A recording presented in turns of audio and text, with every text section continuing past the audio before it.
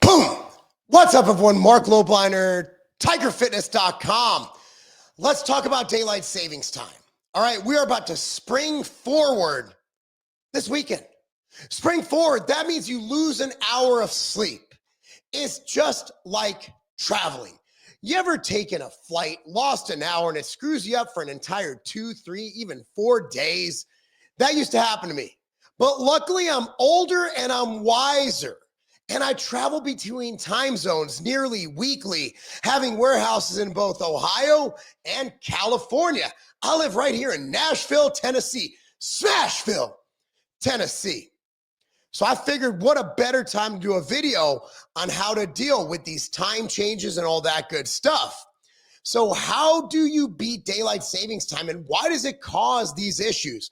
Well, it disrupts your circadian rhythm. That's your body's natural wake up, go to sleep cycle. Your circadian rhythm, it disrupts that.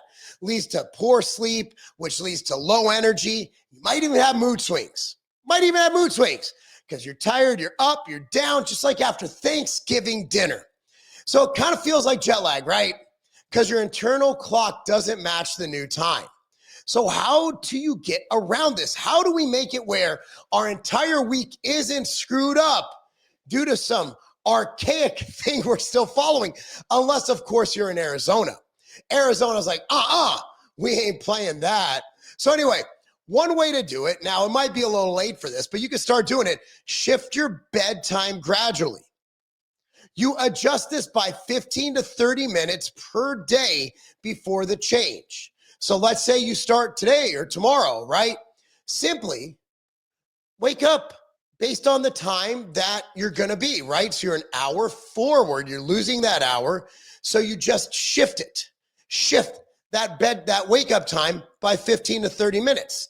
Shift it gradually. So when you meet the day, it's not going to be a big deal. So your wake up time will be closer to the wake up time it's going to be with the change. Another thing is you want to wake up at the same time daily. Now I'm guilty of sleeping in on weekends, but the data is pretty clear. And I have an article in the description box below, if you're on YouTube, that explains everything about the science involved in this. So when you wake up at the same time every day, it creates circadian stability. That means your clock is ready. That's why it's best if you go to bed at the same time and wake up at the same time every single day, Monday through Sunday. Now, those of you with kids know that that's not going to happen, because when you have a chance to sleep in after whatever it is, be it your kids out at practice, dude, we don't get done coaching kids at Legacy at Carbon until sometimes 9 p.m. So I'm not home till 9:30. So you never know when you're going to need that extra sleep. So I feel if you're able to get 8 hours in a set time, that's great. But also understand that it feels good to sleep in. It just doesn't. It tops off that sleep tank. So not all of us live in an optimal world. We're not like Brian Johnson, where you go to bed at 8:30 p.m. 8:30 p.m., my kids are just getting out of sports at that time. Good luck. Now, if you want to just leave your kids and let them do what they need to do, that's fine. But I got stuff to do. Sometimes I have calls up until 9 p.m. It happens. Life happens. Do your best. Reduce blue light at night. TV screens, that's right. Your phone, there's actually apps that will reduce your blue light on the phone. There's blue light glasses. Those help as well. So what happens when you get blue light? It blocks your melatonin. So you use these blue light glasses, or what's called warm light, to make sure that you don't mess up your melatonin release. Morning sunlight exposure. I'm very good at this in the summer. Now, we have about 2 months in the Nashville area in Tennessee. It's just too cold and too dark to care. And also, a lot of times, my son and I leave for the gym at 5 a.m. Yeah, a little before 5 a.m., like 4:50. So I really don't have time to do this. So I'll get the morning sunlight after I'm done training, which I think is just as good. Just get morning sunlight. Upon waking's great, but get your sunlight exposure as soon as you can. Even if it's cloudy out, go outside, go for a walk, just 5-10 minutes. I'm not Huberman. I'm not telling you to stand outside and look at the sun for 20 minutes. Just get a little bit of sunlight. Hell, if you're driving, you have a sunroof, open that bitch. Here's what I like to do. I love morning workouts. They get me going. I feel great throughout the day. It boosts alertness. It aligns your body clock. Do that on daylight savings day. Do that the week after. If it's a part of your routine, that's great. But afternoon workouts, yeah, it's good too. It helps fight the sluggishness caused by daylight savings time. Morning, afternoon are great. If you have to do evening, make sure you have at least 90 minutes or so to wind down before bed, and avoid caffeine-containing pre-workouts. Avoid your late-night high-intensity sessions. That increases your cortisol, and it can delay your sleep, okay? So how do you adjust faster? Well, one is pretty simple. Eat protein in the morning. Get a good breakfast, some eggs, maybe some protein powder. We have this awesome Nutrex protein powder at Tiger Fitness. Tastes really good. I got the cookies and cream, Ambrosia Planta. We got that at Tiger Fitness. So what that does is it boosts your dopamine for wakefulness. Avoid your late night meals. Late night meals, eating. Well, I have a bedtime. So I'm not good at this, but I'm just telling you what you should do. I have trouble getting all my calories in. My days are very busy. For me, it's about macros over everything, and I just can't do it. So to get my adequate protein, I need that late night meal. It's about an hour before bed, but about 2 hours or so before bed, if you cut off meals, it actually avoids delaying your melatonin release. This will hurt sleep. So you time your new meals with the new schedule. So since it's the times forward, so right now it's actually 5:45. I'll be eating my 5:45 meal now, assuming I ate at 5:45. So if you're used to eating like 4 meals, 5 meals, 6 meals, 3 meals on the clock, just move them back. Move them back a little bit, okay? And also another thing is, you know what? No, people swear by, and there's actually a little bit of data to kind of support this. Fasting.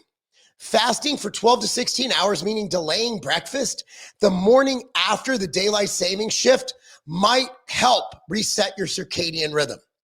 I've done that before when flying, is I've fasted and it has helped. So there are supplements that help with this. One is this product called Anabol by Nutrex. We have at Tiger Fitness, Anabol. This is pretty cool because it has GABA, L-theanine, and melatonin.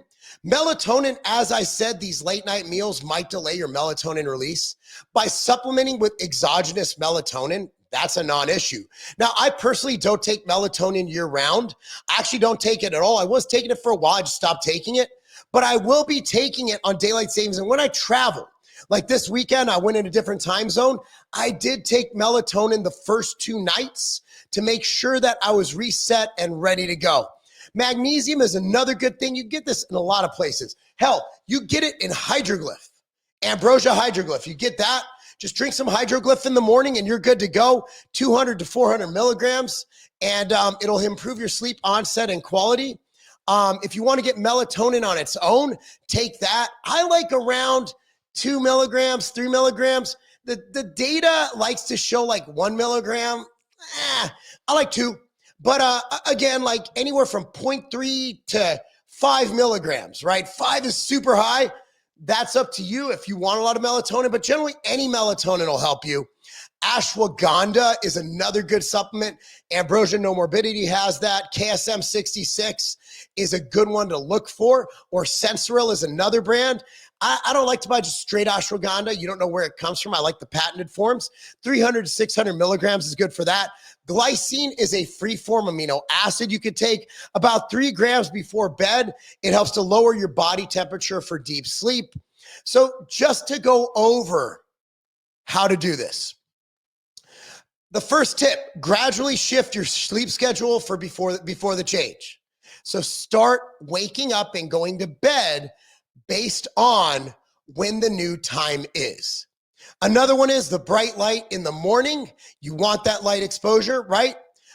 Protein-rich breakfast. You should be eating that anyway. If you're watching this channel, you probably are. Don't stop.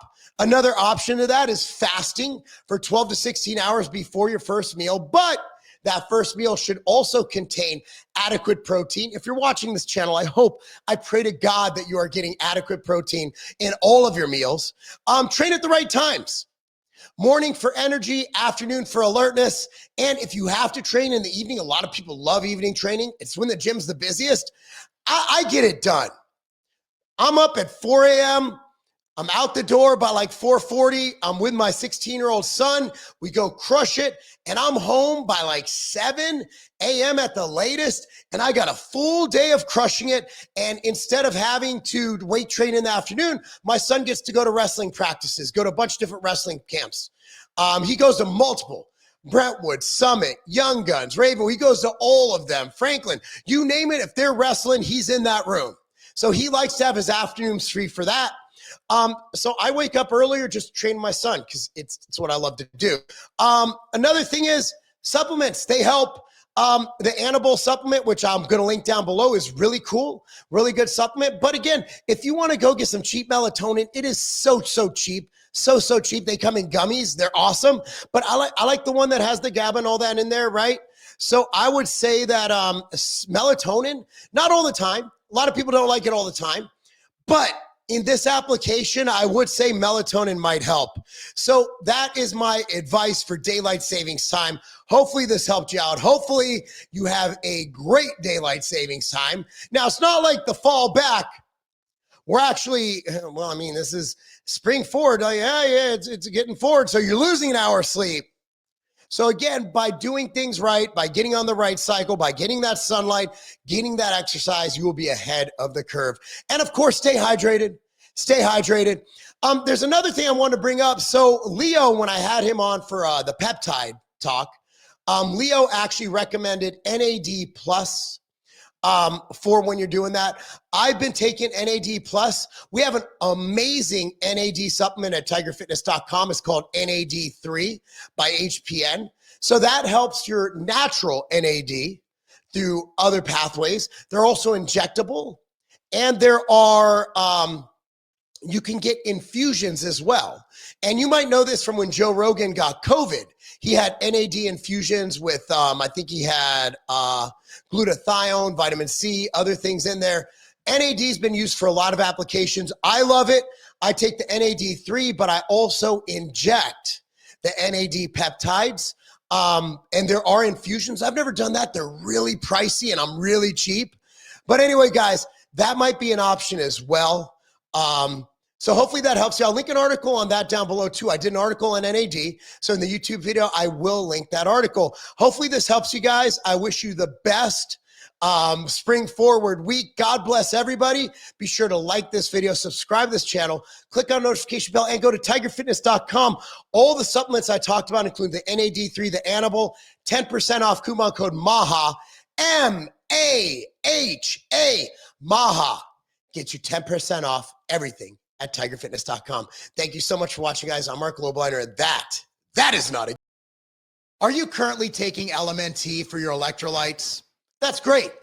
Electrolytes are very important, especially for athletes.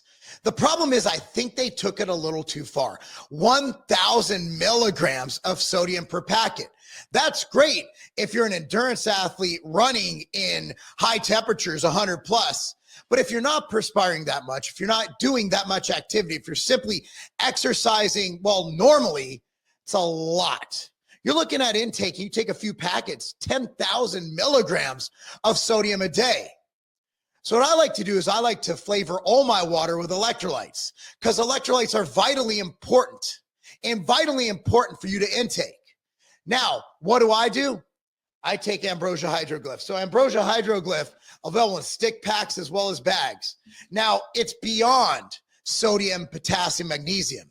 It has other things that'll help your body keep muscle and perform better. It has the essential amino acids. It has your branched chain amino acids. It has velocitol, which doubles the power of those amino acids.